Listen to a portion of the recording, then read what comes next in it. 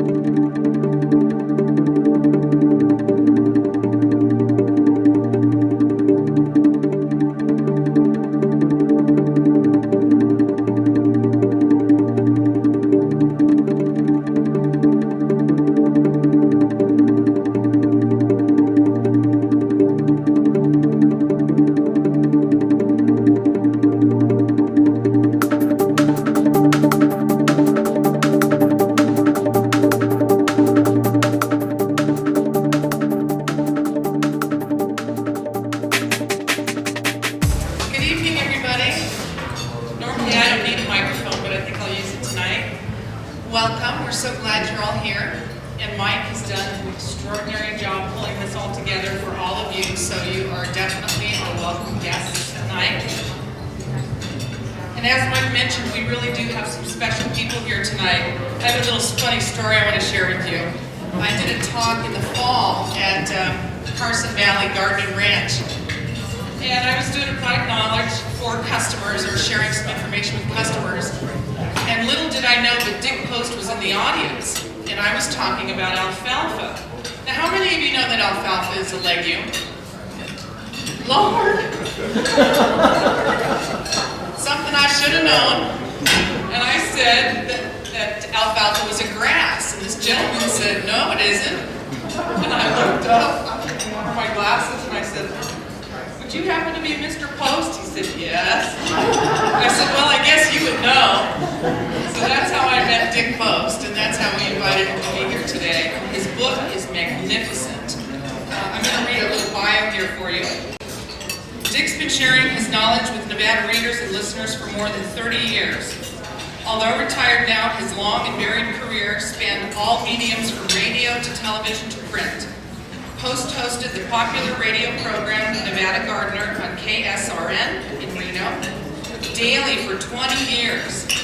Post's television experience includes hosting the Gardening Talk Show weekly on station KPTL in Carson City, as a columnist for the Nevada Rancher and the Reno Gazette Weekly, as well as other Western Nevada newspapers. Post answered all types of gardening questions. As a teacher, Post founded several degree programs at various colleges in the University of Nevada. He also founded the Master Gardener program in Nevada, which has more than 1,000 volunteer members. A few of the many societies to which he belongs include the American Horticulture Society, National Arbor Day Foundation, Trees Nevada, Nevada Shade Tree Council, and the North Lake Tahoe Demonstration Garden Cooperative. Post received his undergraduate and graduate degrees in horticulture from the University of Montana Bozeman. And Post and his wife Shirley are here this evening, and we welcome you. Everybody please help me in welcoming them. Glad that you could be here this evening, and I want to add one thing. I don't know if Ron Gustafson and I be here tonight, but Ron actually and I got the Master Gardener program started here in Washoe County, and of course it's growing strong at about 500 members right now. So anyway, that's a little correction there. Giselle wanted me to talk about a little bit about gardening in Nevada, which everybody knows that's here knows everything about it. But anyway, it boils down to we have to first off consider the soil, secondly the weather, and probably the third thing would be water. And when it comes to the soil, you know what we have. You can land a 747 on it and it won't even make a dent. It doesn't drain all that well, and so of course the reason is, the next thing is that we need to incorporate some organic matter into that soil. This means in our flower beds, a good idea to put it in every spring. Of course, it looks to me like between Kellogg's and Dr. Earth here, you got lots of stuff you can put in there. So we do need a lot of organic matter. Also, we have to consider a little bit around the state as far as the chemistry. You know, you start out on I-80 and you start taking soil samples. And you get to start here, and in town we're going to look at maybe soils that are going to have a pH of maybe about 6.6 if they've been gardening for a while. At EC, or electrical conductivity, which means the salt content, might be less than 2, which means that's great for most plants. Then you get out around Lovelock, pH gets up to around 8 or 9. The EC starts to get up around 10, which means that unless you're doing something and adding lots of good quality water, it's going to be a little bit difficult to raise some plants. And that kind of continues on and on until you get about to Elko. And then the EC drops a little bit, the pH drops a little bit, but still it's up there, and where we have to add lots of organic matter. We have to make sure that we have good quality water. By the way, that's the only way you can get rid of salts in your soils, is good quality water. And sometimes that's a problem. And then, of course, the other problem we run into once in a while would be sodic situations as well. And that means nothing more than good old gypsum. If you have lots of calcium in the soil, well, then sulfur will help out quite a bit. Well, the weather, not much we can do about that. And of course, the moisture, that's something that we have to add continually to make our things grow. So anyway, enough of that. Just a little bit on the book itself. The first one that came out was the Nevada Gardener. It had postage-size pictures inside of the plants. And this one is a little bit different. It has lots of nice color photographs in there. It's sort of like National Geographic, you know, you don't read it, you look at the pictures, and so all sorts of information in there. And one thing that's kind of interesting that we added on this one is what I call the 70-mile-an-hour tour of Nevada plants. And a fellow by the name of Dr. Paul Tuller and myself and his graduate student, Aaron Noonan, put together a project for Nevada Division or Department of Highways about the plants that grow along Nevada's highways. And so if you want to revegetate these areas, what plants do you need? And what we did was look at the Landsat. This is the satellite information of Nevada. We could pinpoint down and follow every single highway in the state. We went 5 miles either side of every trail that a car could go on throughout the state, and then we mapped it in as to what plants grew in that area. And the map is in here, so people that want to know about Nevada plants and what they can grow, the natives, and where they might find them and see them, it's right in the book, in the back of the book. So it is kind of, we're kind of proud of that particular area. The other thing is you'll look at the book and you'll find out there's palm trees in it. Well, that's not really a tree for northern Nevada, but the book includes all of Nevada, and I think that's one of the unique things about this book, is we've included every single climate and city that we could as far as the state is concerned, and try and get those plants which will do their best.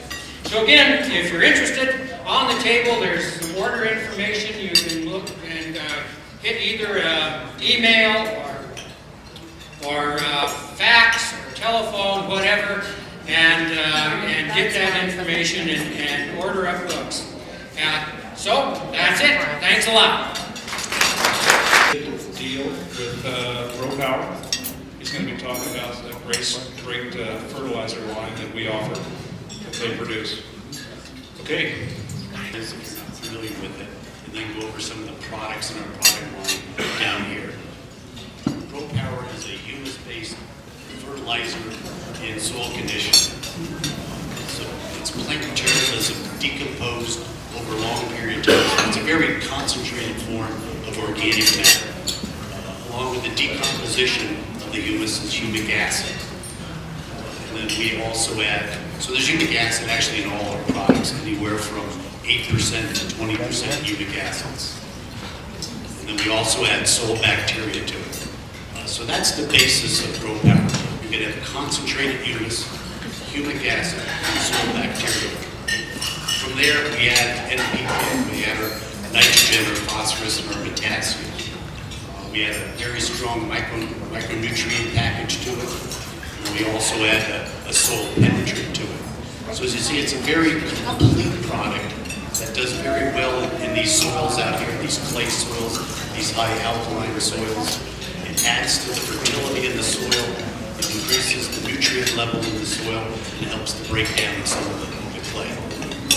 Some of the products I have up here tonight, the Grow Power and the Grow Power Plus are two of our best-selling products. Both of these have 70% humics, 20% humic acid, soil bacteria. It's a 5-3-1 with micronutrients. It's a product you want to use in almost any situation. It's an all-purpose fertilizer soil conditioner.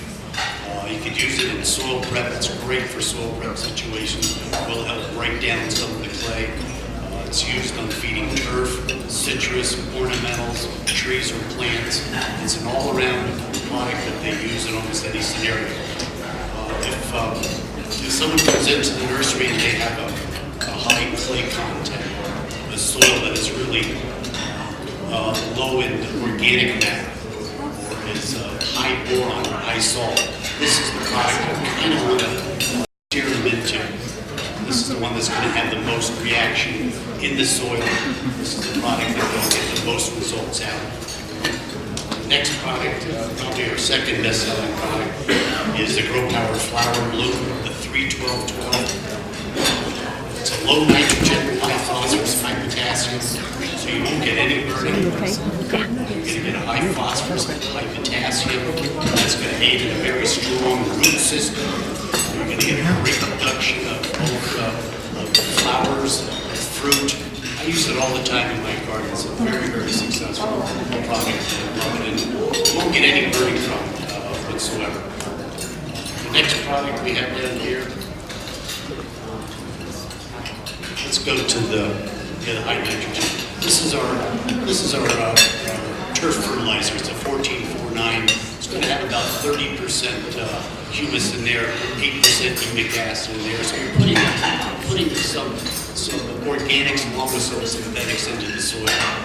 The nitrogen itself is a slow-release nitrogen, so you're going to get long feeding over a long period of time. And then also it has a very good micronutrient package to it also. These down in front here are our specialty products.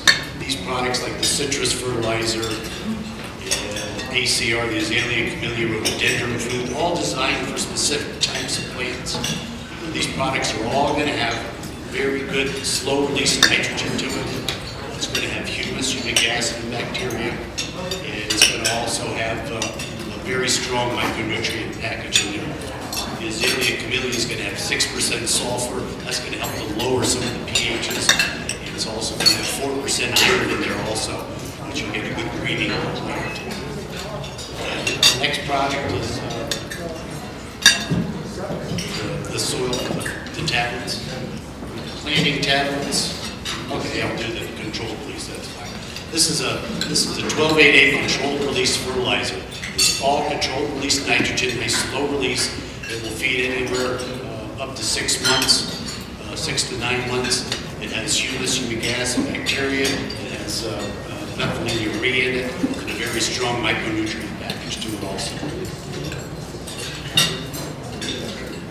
We have the tablets. Tablets are a very good seller too. This is a 7-gram planting tablet. It's a slow-release tablet that you can put in the backfill. You can put it in containers. It's this existing material. You can just push it down into the soil. And it's going to give a continual feeding for 9 months to a year. So it's a good, safe way to go when people come in and they'll buy a 5 or 15-gallon plant to sell them some of these planting tablets to go along with it. You won't get any burning out of it, and you'll get a nice slow release of nitrogen and all the micronutrients also. And we also have, might as well do the winterizer. We have a 2-10-10 winterizer. This product was designed for the last feeding of the year. so low nitrogen, so you won't get any growth, high phosphorus, high potassium, so you're going to get a lot of carbohydrates in the root system, and it's designed just to kind of put the plant to bed, and so it gets an early spring green up with that.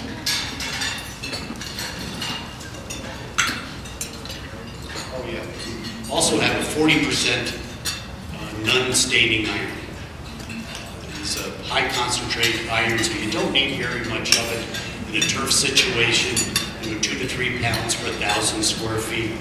Essentially what this is resolves any problems you may have with iron chlorosis, may it be the azaleas, the camellias, the rhododendron family, or if there's a lack of iron in the soil. This is a good product to use. It's very environmentally safe. It's clean. It's non-staining. It's iron oxide, so it's a very quick uptake of it.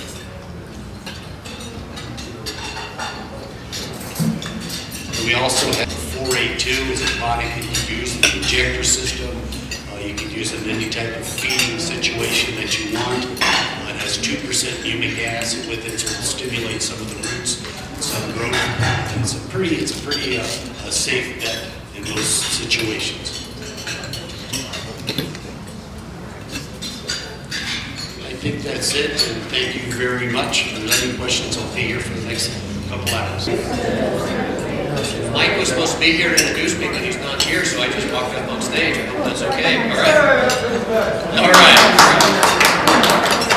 Actually, before I was told to come up here, all I was told I had to do was stand there and hold things up. But then Mike said I needed to talk a little bit, so we'll talk.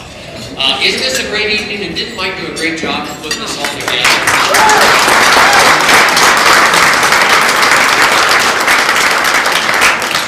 Can you all hear me in the back? Everything's fine? More? More, okay. More? More? Higher, higher, higher. Okay, I'll talk as loud as I can. Okay. How many of you got to tour the automobiles? Came early and got to tour the automobiles. Wasn't that fun too? Good. It was a great idea Mike had of bringing this presentation here tonight. My name is Todd Slindy, and I'm one of the district sales managers for Kellogg Garden Products, and I'm here to talk tonight about the Kellogg brand of soils. We're going to be sharing with you this evening about 3 different brands of premium soil products. One is the Kellogg brand, which I'm going to be speaking of in just a moment here. The other is our Gardner Bloom brand, and then we're also at the end of the evening going to be sharing, for those of you who are in the Master Nursery Co-op, we're going to be sharing a little bit about the Master Nursery soil products as well. But I'm going to start with the Kellogg brands. You know, Kellogg has been in business since 1925. A lot of you know that. And Kellogg started out as a company that took materials and recycled materials and turned them into fabulous soil amendments and planting mixes. And we've been doing that for 83 years. And you can almost say that in one way or another, the Kellogg brands of soil amendments have been the brands that have grown the Western United States. We're a Western United States company, and the Kellogg brands are the largest selling brand in the Western United States. So many of the landscapes, the parks, the municipalities, sports stadiums that you see as you go around California, Nevada, and Oregon and Washington have been grown using Kellogg products. So I'm going to start with our #1 selling product in the whole Kellogg line, and that's this product right here on the end. It's the Kellogg Grow Mulch. But before I talk about the products, I want to take you on a little trip with me. I want to take you up to the high Sierras. Maybe it's the mountains that surround Reno here. Maybe it's near Donner Pass. Maybe it's Lake Tahoe. But when you walk through the mountains and it's beautiful, and you see the beautiful trees, and you see in the shady areas the lush fern beds, where there's just ferns everywhere. In the sunny open areas, you sometimes see just loads of wildflowers in the springtime. And when you walk through there, you might think to yourself, I wonder if Grow Power is out there throwing fertilizer around, making everything grow and look great. And you think, no, I don't think so.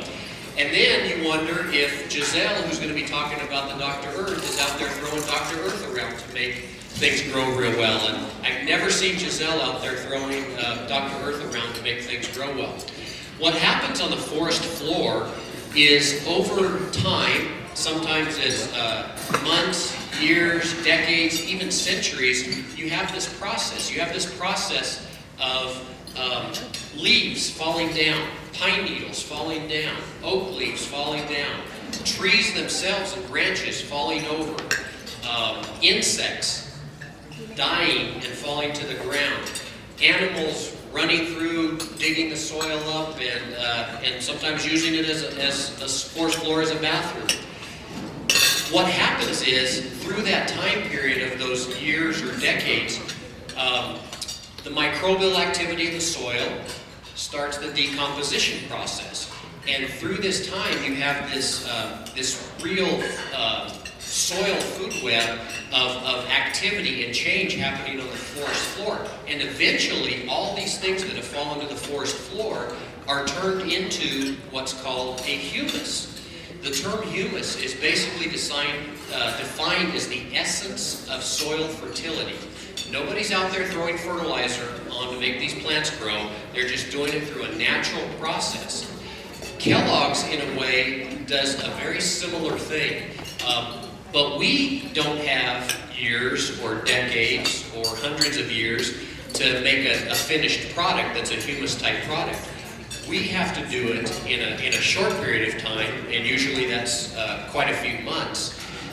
But we do that. We turn the products that we receive, the organic materials that we receive, into what are called true humus or true compost products, which, again, the term humus is defined as the essence of soil fertility. So all of these products that I'm going to be talking about tonight are true humus products that have 17 essential plant nutrients in them because of the composting, the scientific composting and curing processes that we go through.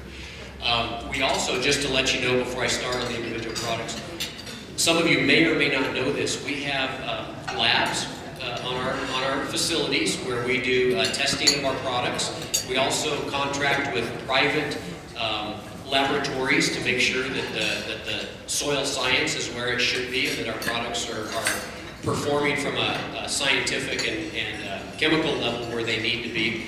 We also do growth trials. We have a greenhouse where we do growth trials of our products, and we also contract with third-party universities who do what are called blind growth trials, where we don't even know what the results are going to be. We just tell them what products to use.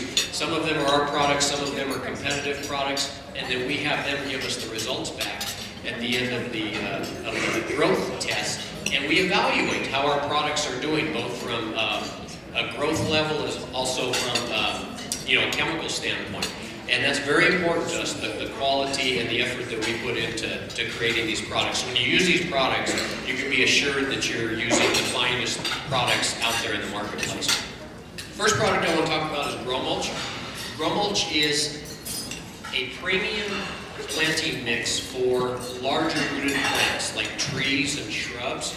Grow Mulch is a blend of this true humus product that we talked about, and then we add fir barks and forest humus to that product, and we do what's called co-composting. We have the true humus, true compost base product, then we add the wood to it, and we compost the whole thing again. So what you're left with is this true humus product that doesn't have any nitrogen drag or nitrogen draft factors at all. The reason we have a little larger particle size in the Grow Mulch is to create larger pore space for larger rooted plants like shrubs and trees. Grow Mulch is the #1 selling product in this line, and it's one of the oldest products that we have in our lineup of products. And it's kind of neat that one of the oldest products is still the best seller, so that's fun to see. The next product is Amend. Amend is a premium planting mix for flowers and vegetables. It's also an excellent clay soil conditioner for softening clay soils. Amend is a blend of this true humus product as well as rice hulls. Rice hulls are the outer shell of a rice plant. They have what's called a high lignin content. University studies show that rice hulls will last anywhere between 10 and 15 years in the soil. And the rice hulls, since they don't break down, they get in between the soil particles and really act as a physical wedge so that that soil literally cannot compact back down. So that's wonderful for, one, clay soils, because clay are very dense, tightly packed soils that you want to loosen and fluff up. The rice hulls get in between these soil particles and create a very, very fluffy soil. The other thing that a bin works great for is small rooted plants like flowers and vegetables. You know, you take a 4-inch tomato and it has a much finer root system than a 15-gallon tree that you might use the grow mulch for. Well, you plant that tomato in the amend, and the rice hulls create this very loose, fluffy soil for those roots to easily penetrate out. And while the roots are penetrating out, the humus product that's in there provides all the essential nutrients that the plant needs to get going. So it is a wonderful product.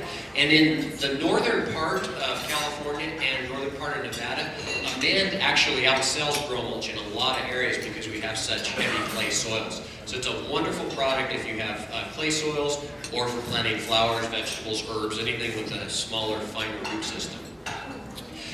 Interesting fact, I forgot to say something about the grow mulch.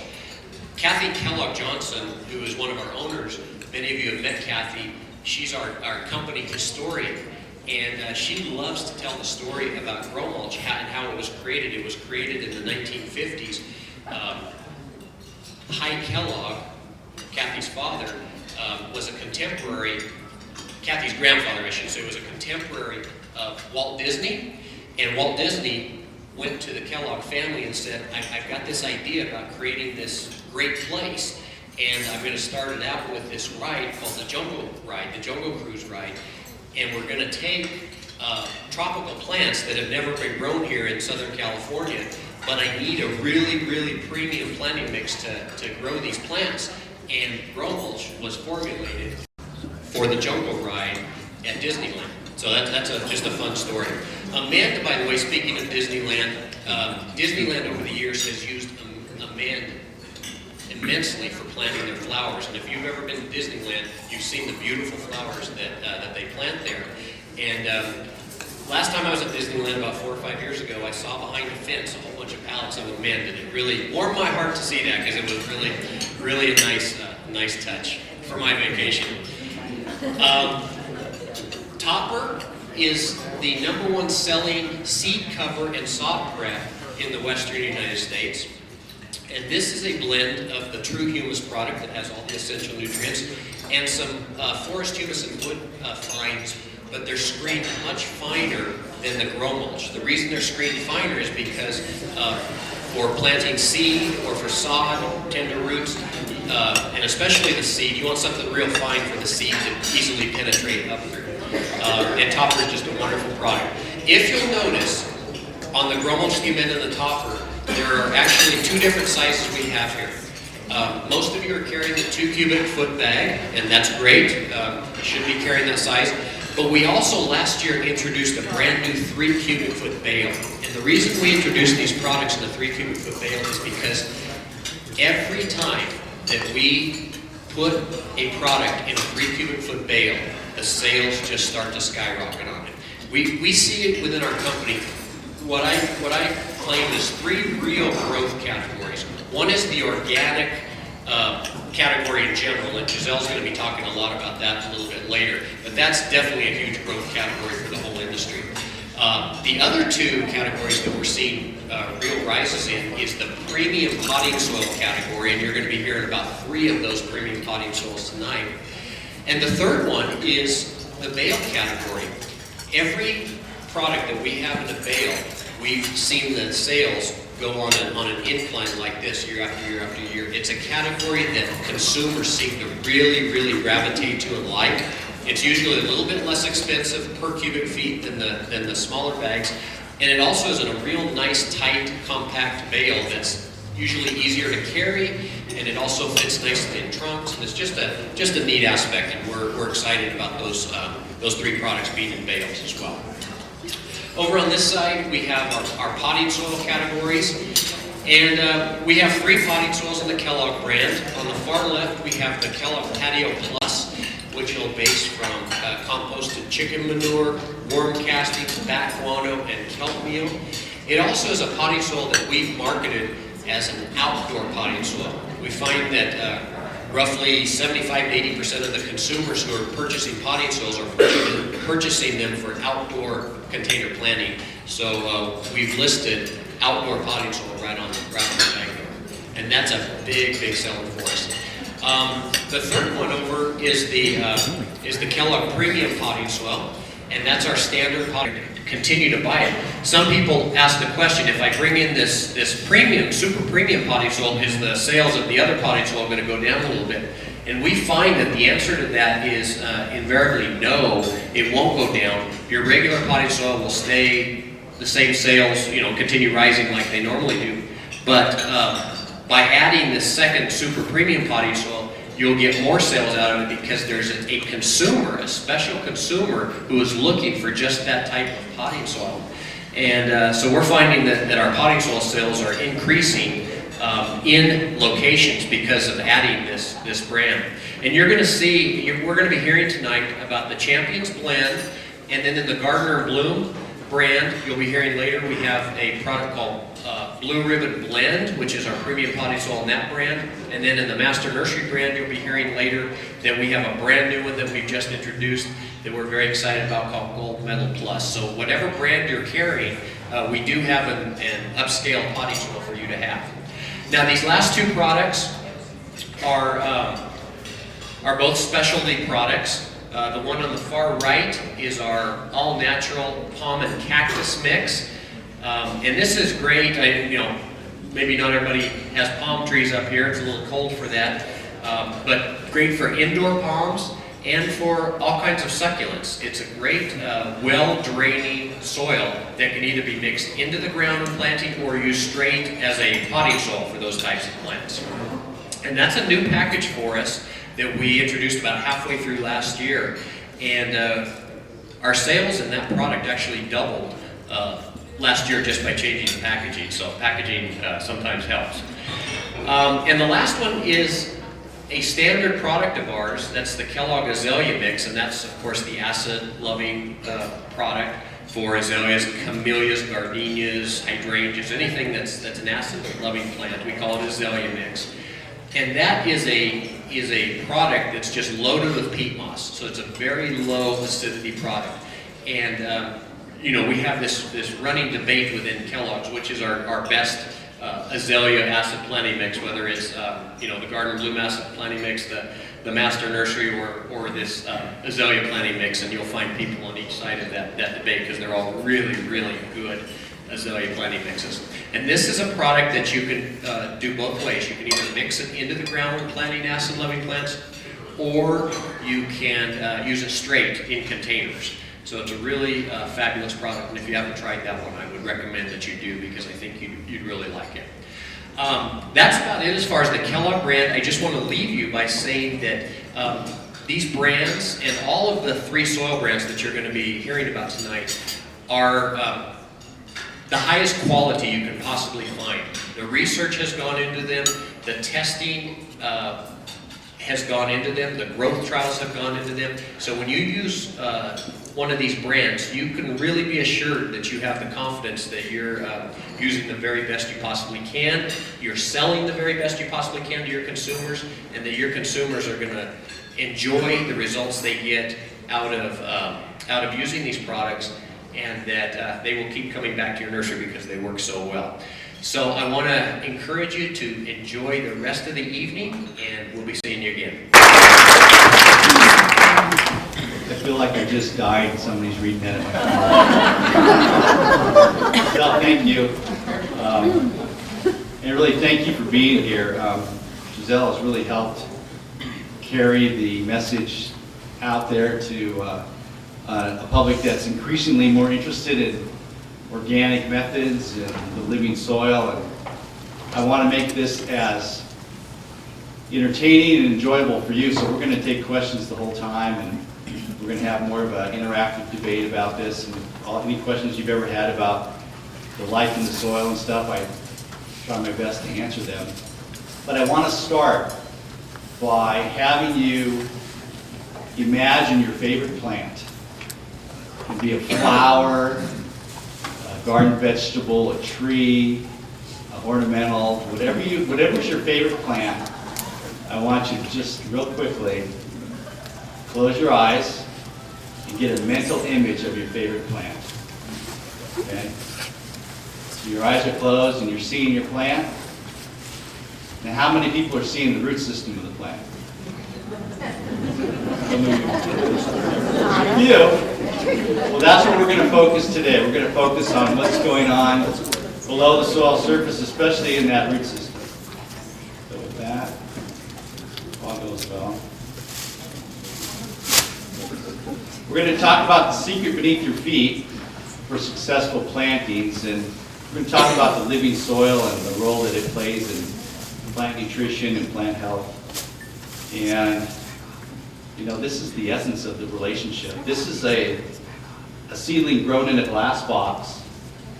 And for those of you who haven't looked at the microscope after the talk today, I would encourage you to look in the microscope, because you can see this incredible network of threads that are attached to the roots, that are the active parts of the root system.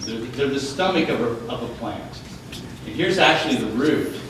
And the rest of these fine threads that you see are the mycorrhizal fungi.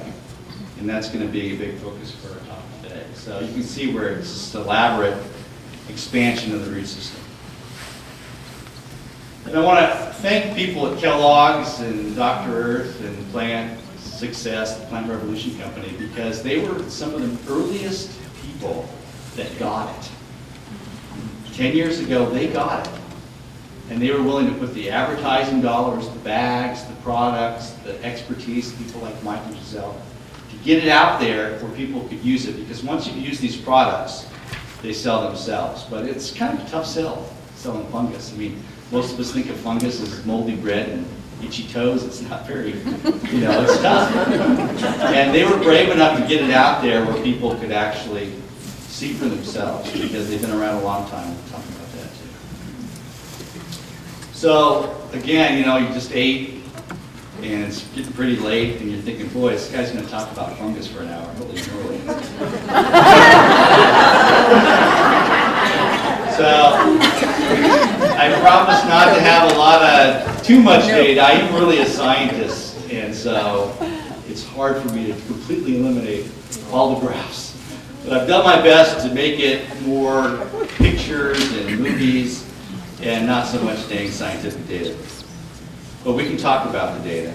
So we're really going to talk about what these critters are. We're going to talk about where they occur.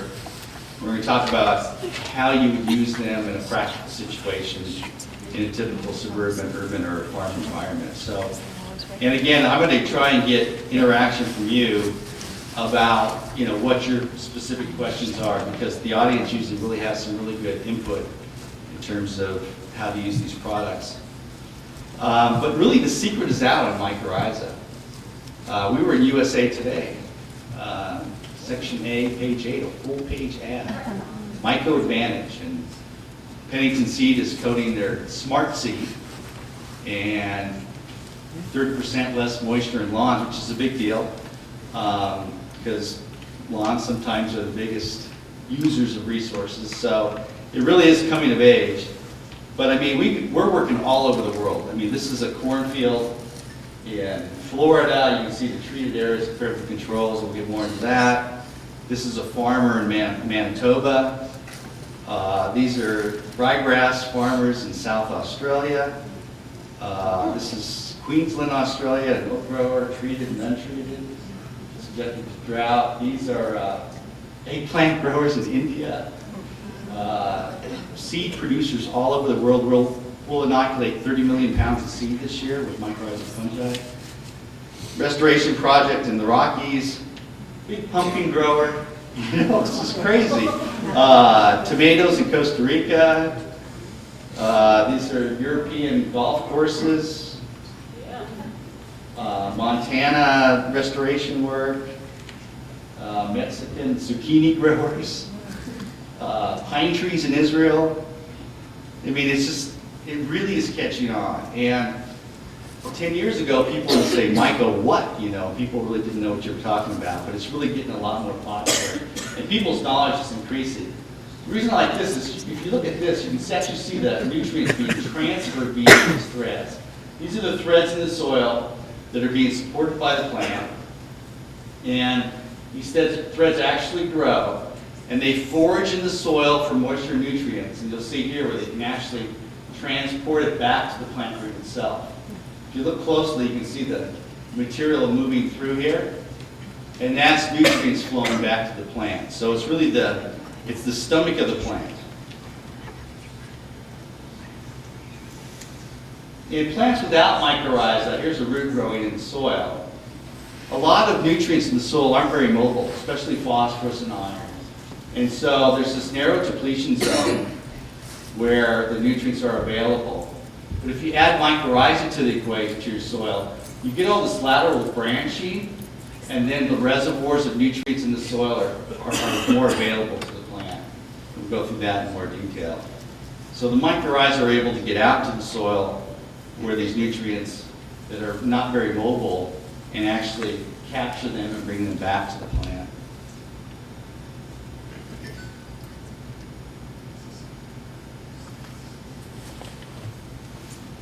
And the fungi are, of course, the great recyclers on the planet. And they get in, what makes these products that you've heard so much about such a natural with mycorrhiza, because the mycorrhiza can grow, in this case, and get into the organic material, dissolve it, and make it available. So their ability to get into these organic substrates and extract the nutrients out of that substrate and make it available to the plant is essential to make that material usable in terms of plant establishment and growth. This is like a Japanese horror film. Remember the Godzilla movies? This is a ring, and this is a parasitic nematode in the soil. And you can see these little rings that form. When a root is injured, it puts out a little chemical message, and it causes the mycorrhizal threads and the fungal threads to create like a hangman's noose. And they will actually lure these parasitic nematodes, which are injuring the roots, into the noose and strangle them. And this is actually real time. This is a guy who sees his cousin all strangled. Oh no! There's the noose. You can see the noose right there. See the cells on the plate? And it's being captured with that.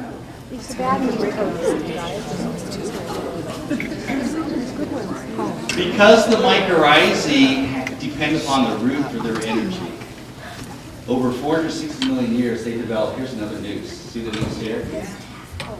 It's just playing with this guy. But you'll see these cells in play here.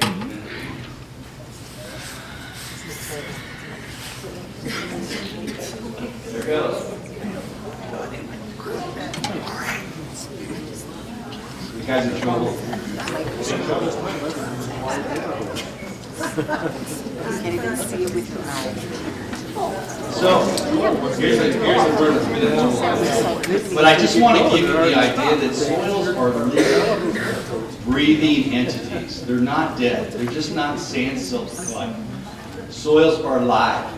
In fact, 70% of the world's biological diversity, in terms of species, is below ground. So much of the world's biological diversity is below ground, and these organisms are interacting. And when it comes to mutually beneficial or symbiotic organisms, they're working for the plant to keep it healthy because the plant is the energy source for many of these beneficial microbes. So why bother with these critters? Well, they're important for creating soil structure. They conserve and access soil nutrients. They help prevent disease. They protect against stress events. They reduce input and replacement costs, which mean real dollars for growers and for landscape people. And they increase plant performance. So it's a big part of a healthy plant. Now mycorrhizae, I mean, people will ask me, well, how come I've never heard about mycorrhizae? Well, the word itself is a little tough to spell, and a little tough to, most people really struggle with pronouncing it. So it literally means fungus root, but its obscurity is probably due to people like me who were scientists for 20 years and published a lot of research in a lot of journals that I'm sure you read on a daily basis, like New Phytologist, Mycorrhizae, the journal. So there's like 100 scientists that spend all their time just talking to each other. And the word really wasn't getting out. And that's what really, 10 years ago, my wife and I decided to start our own company and produce mycorrhizae. We were getting such great results in the field. And we produce 500,000 pounds a year now. It's really grown, but a lot of there's some great data. There's 70,000 papers on mycorrhizae, but a lot of them are totally incomprehensible. You know, and even the ones that I wrote early in my career, I can't understand what I'm saying.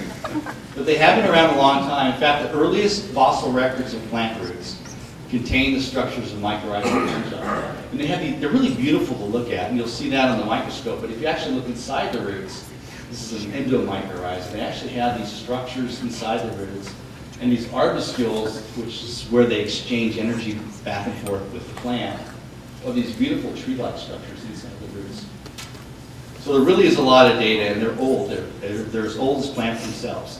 In fact, most scientists believe that it was the marriage of aquatic plants and the fungus that allowed the plants to leave their marine environments and colonize their surface.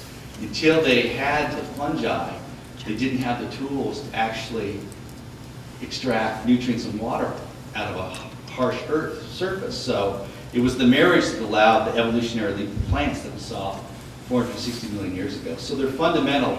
About 90% of the world's plants form mycorrhizae in their natural habitats. But you're obviously not dealing with a natural habitat. I mean, this area has some tough soils and some disturbed soils. And it's tough. If you can get plants to grow here, you're a miracle worker. I mean, I always use the Reno area as an example of, well, you can do it here, you really got it.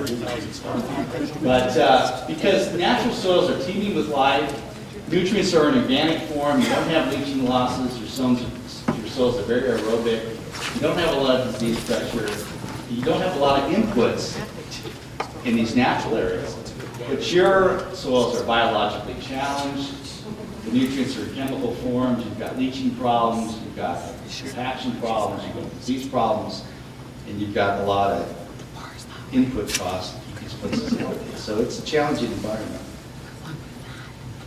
And if you look at a redwood stand, for example, I mean, the trees are 300 feet tall, 1,000 years old, 8 foot in diameter. They've never been fertilized.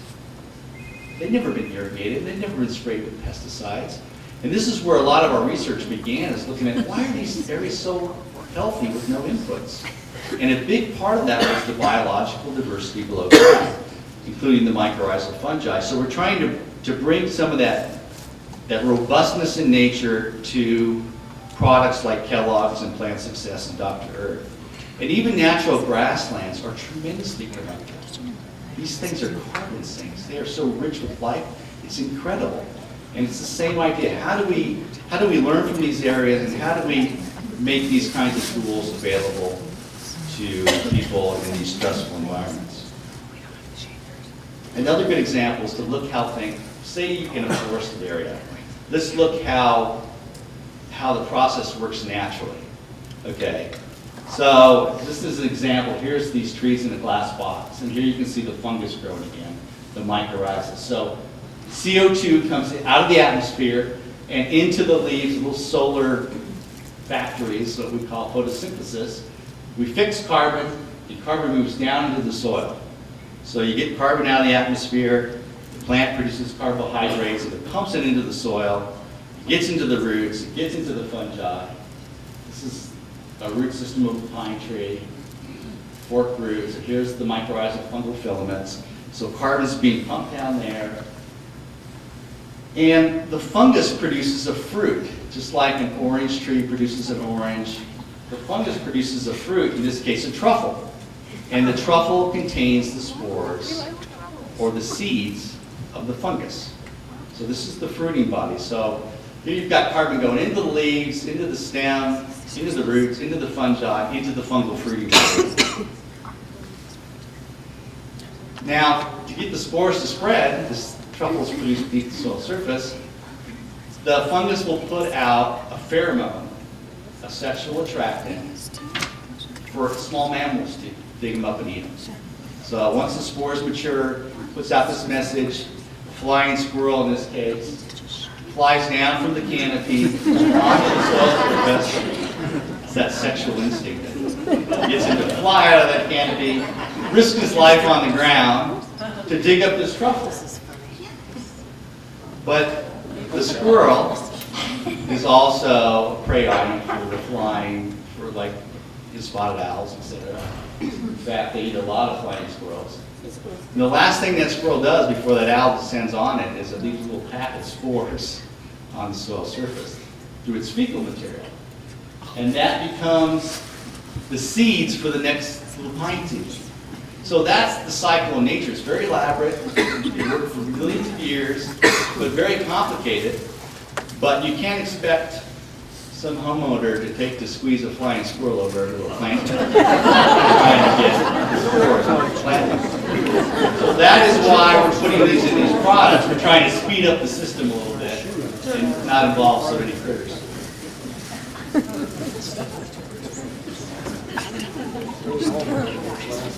So seeds are little packets of nutrients too. There's little packets of energy. And when a seed germinates, there's a little bit of storage of nutrients in that seed.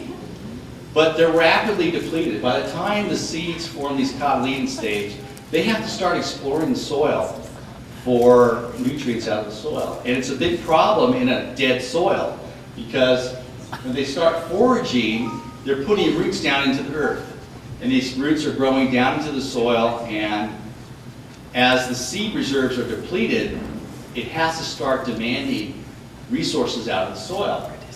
And that becomes a problem in the dead soil because the roots can't really tap into enough area to be able to support a growing plant. That's why a lot of plants kind of go into shock after you transplant them. If they're in a dead soil, they just kind of sit there because they really don't have the tools to be able to extract nutrients and water out of that soil. So what we're trying to do is create a living soil, like as the phosphorus nutrition example, where as that root was growing through the soil, it really couldn't really access much of this big pool of phosphorus in the soil.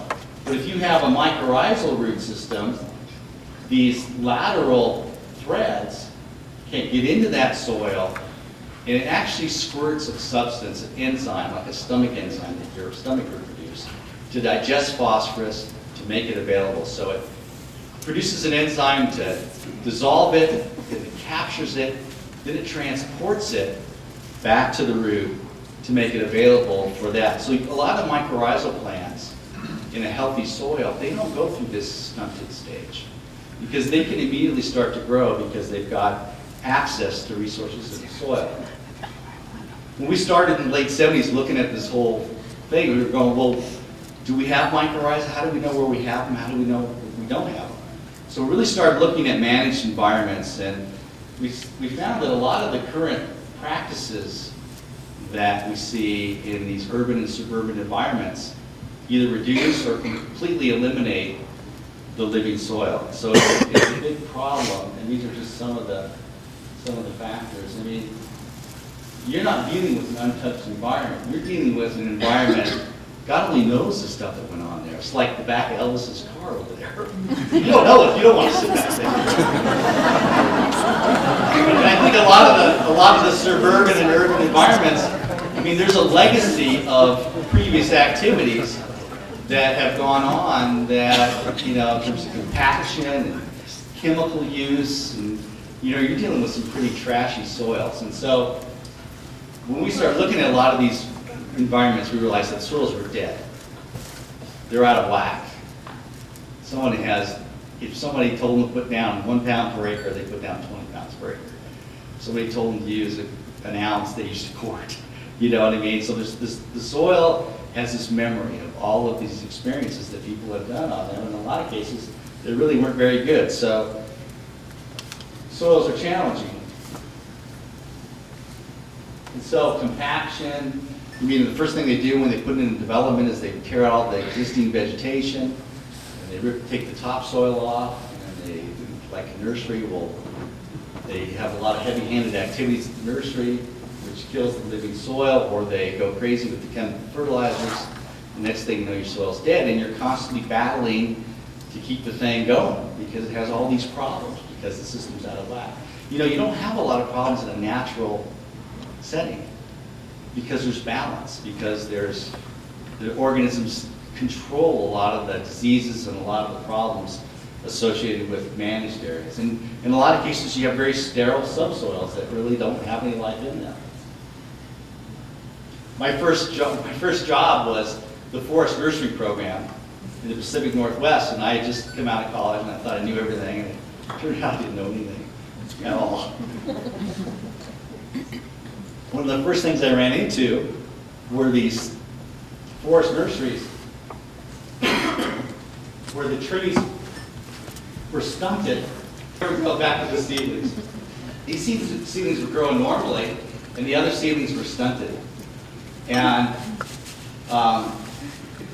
we did the tissue analysis on the trees, and the stunted trees had a phosphorus deficiency. So we looked at the soil, but the soil had super high levels of phosphorus. So what was going on? So it didn't make any sense that the soils would be super high in phosphorus, but the trees had phosphorus deficiency. And I asked a bunch of people, and nobody could give me the answers. And I finally asked kind of a quirky guy named Jim Trappy. He's at Oregon State University. Jim was this quirky guy, but he was a professor at Oregon State. So you go out in the forest and you collect these truffles, put them in a blender, and you spray them over the top, and they'll be fine. But what's that? What's that?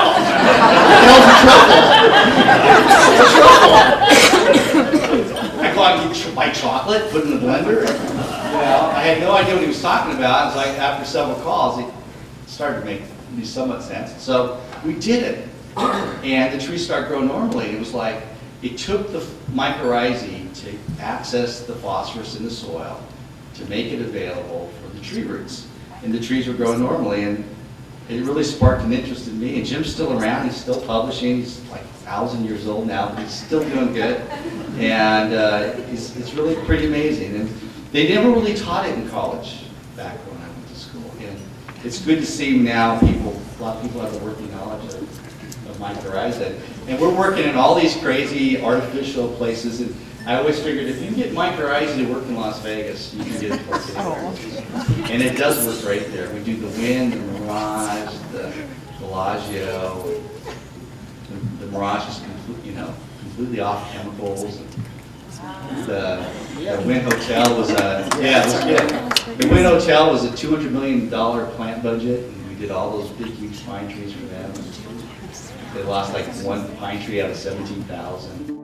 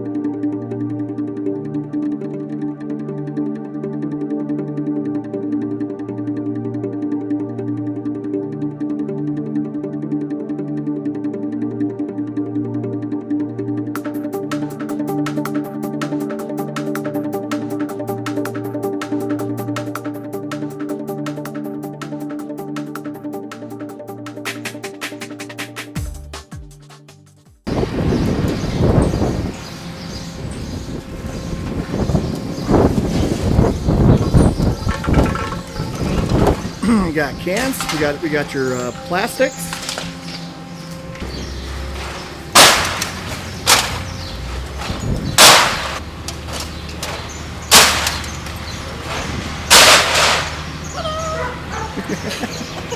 My hero.